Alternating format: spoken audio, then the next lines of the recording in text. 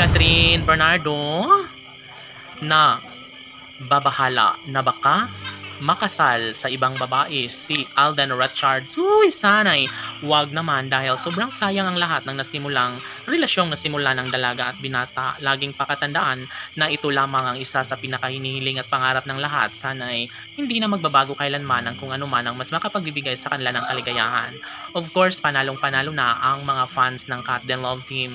Masaan pa at malulungkot at matatalo rin ang mga bashers na walang ibang hinangad kundi ang pagkatalo sa relasyon ni Alden at Catherine. Hala, uy, syempre alam naman natin na sadyang naman na gagawin ng lahat ng pretty girl na si Catherine upang magiging isa na siyang ganap na Mrs. Richards at makatuluyan na nga at makasama na niya sa iisang bubong ang nag-iisang gwapong aktor na si Alden Richards na pinakaminamahal ngayon ng pretty girl na si Catherine Bernardo. Samantala, hindi talaga matatanggap ni Catherine Bernardo kung sakali man na mayroong mga pagbabago sa nasimulang pagmamahala ni Catherine at Alden. Of course, aminado ang pretty girl na si Catherine na hindi niya matatanggap ang lahat, lalo na baka maikasal sa ibang babae ang pinakaminamahal niyang binata na si Alden Richards. Ngunit hanggang doon lamang ang lahat at wala nang sino mang makakapigil pa sa kanilang pagmamahalan. Kung ano man ang kanilang mga pangako sa isa't isa, malaki ang posibilidad na susundin at gagawin ang lahat ng dalaga at binata dahil sadyang naman na makapagbigay ito ng panghihinayang dahil alam naman natin na deserve din ni Alden Richards at Catherine Bernardo na sila lamang ang magkakatuluyan at magsasama sa habang panahon.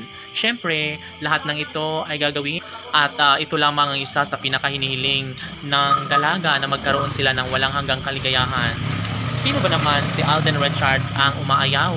Lalo na ngayon na gagawin na niya ang lahat upang sa ganun ay magkaroon ng habang buhay na kaligayahan. Kapiling ni Catherine ang gwapong aktor na si Alden Richards.